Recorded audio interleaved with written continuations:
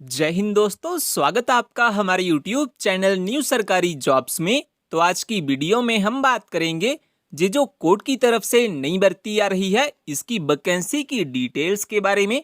किस भर्ती में आपको कौन कौन सी पोस्ट्स देखने के लिए मिलेगी एंड टोटल आपको कितनी वैकेंसी मिलेगी इस भर्ती में। तो मंथली सैलरी के बारे में अगर हम बात करें तो अगर आपका इस भर्ती में सिलेक्शन हो जाता है देन आपको जो मंथली सैलरी दी जाएगी इस जॉब में वो दी जाएगी लगभग 56,400 के करीब आपको मंथली सैलरी मिलेगी इस जॉब में, अगर आपका इस भर्ती में सिलेक्शन हो जाता है तो। इसी के साथ साथ इस भर्ती में जो एप्लीकेशन फॉर्म फिल किए जाएंगे उसको फिल करने के लिए आपके पास जो एजुकेशन क्वालिफिकेशन होनी चाहिए वो होनी चाहिए कम से कम 8वीं या फिर 10वीं पास की मार्कशीट। तो अगर आपके पास 8वीं या फिर 10वीं पास की मार्कशीट है देन आप इस भर्ती में अपना एप्लीकेशन फॉर्म फिल कर सकते हैं, इस भर्ती में आवेदन कर सकते हैं। इन सब चीज़ों के बारे में डिटेल में हम इस वीडियो में बात करेंगे, लेकिन ये बताने से पहले अगर आप हमारे चैनल पे नए आए हैं तो प्लीज़ सब्सक्राइब कर लीजिए हमारे यूट्यूब चैनल न्यू सरकारी जॉब्स को, जॉब्स के लेटेस्ट अपडेट सबसे पहले पाने के लिए। तो दोस्तों सबसे पहले हम बात कर लेते हैं जो डिस्ट्रिक्ट कोर्ट की तरफ से नई भर्ती आ रही है, इस भर्ती की वैकेंसी की डिटेल्स के बारे में। तो पोस्ट नेम के बारे में अगर हम बात करें तो आपको इस भर्ती में लोअर डिवीजन क्लर्क यानी कि एलडीसी ट्रांसलेटर की वैकेंसी मिलेगी। इसी के साथ साथ आपको इस भर्ती में स्टेनोग्राफर की वैकेंसी मिलेगी, पीएन एंड प्रोसेस सर्वर की वैकेंसी मिलेगी एंड इसी के साथ साथ आपको इस भर्ती में नाइट्स गार्ड की वैकेंसी मिलेगी इस भर्ती में, जो डिस्ट्रिक्ट कोर्ट की तरफ से निकाली गई हैं इस भर्ती के लिए। इसके बाद दोस्तों अगर हम बात करें मंथली सैलरी डिटेल्स के बारे में कि अगर आपका इस भर्ती में सिलेक्शन हो जाता है देन आपको जो मंथली सैलरी दी जाएगी इस जॉब में वो कितनी दी जाएगी। तो मंथली सैलरी डिटेल्स के बारे में अगर हम बात करें तो आपको इस जॉब में लगभग 17,000 से लेकर 82,900 तक आपको मंथली सैलरी मिलेगी इस जॉब में, अगर आपका इस भर्ती में सिलेक्शन हो जाता है। तो ये बात होगी मंथली सैलरी डिटेल्स के बारे में। इसके बाद हम बात कर लेते हैं एज लिमिट क्राइटेरिया के बारे में कि अगर आप इस भर्ती में अपना एप्लीकेशन फॉर्म फिल करना चाहते हैं, इस भर्ती में आवेदन करना चाहते हैं देन आपकी मिनिमम एंड मैक्सिमम एज कितनी होनी चाहिए इस भर्ती के एप्लीकेशन फॉर्म को फिल करने के लिए। तो मिनिमम एज के बारे में अगर हम बात करें तो वो होनी चाहिए कम से कम 18 साल और मैक्सिमम एज के बारे में अगर हम बात करें तो वो होनी चाहिए ज़्यादा से ज़्यादा 40 साल, यानी कि आपकी जो एज है वो कम से कम 18 से 40 साल के बीच बीच में होनी चाहिए। वहीं पे कुछ कैंडिडेट्स के लिए जहाँ पे छूट भी रखी गई है, जैसा कि जो कैंडिडेट ओबीसी से बिलोंग करते हैं वो 43 साल तक इस भर्ती में अप्लाई कर पाएंगे।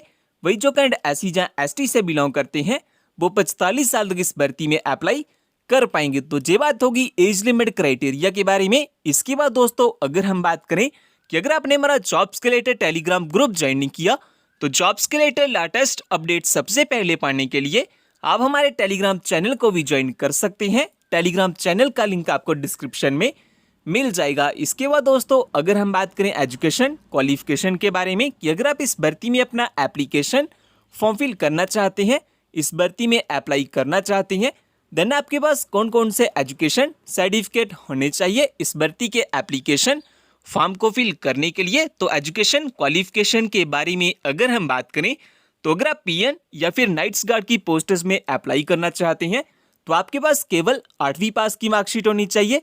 इसके अलावा अगर आप प्रोसेस सर्वर में अप्लाई करना चाहते हैं तो आपके पास कम से कम 10वीं पास की मार्कशीट होनी चाहिए।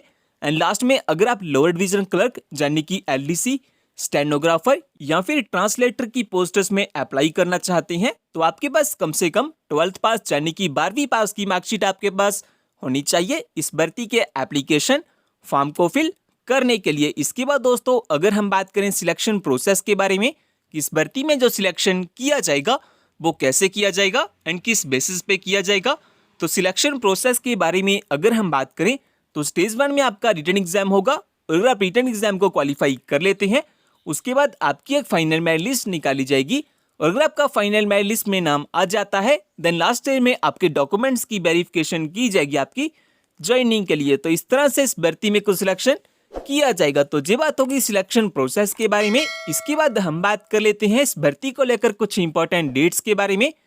और फ्रेंड्स, अगर आपने जो हमारा टेलीग्राम चैनल है वो ज्वाइन नहीं किया हुआ तो आप हमारे टेलीग्राम चैनल को भी ज्वाइन कर सकते हैं।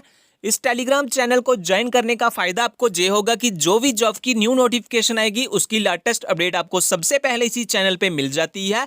सो जल्दी से ज्वाइन कर लीजिए हमारे टेलीग्राम चैनल को, लिंक आपको डिस्क्रिप्शन में मिल जाएगा। तो दोस्तों, इसके बाद अगर हम बात करें जो डिस्ट्रिक्ट कोर्ट की तरफ से नई भर्ती आ रही है, इस भर्ती को लेकर कुछ इंपॉर्टेंट डेट्स के बारे में कि स्टार्टिंग डेट और लास्ट डेट क्या है एप्लीकेशन फॉर्म को फिल करने के लिए।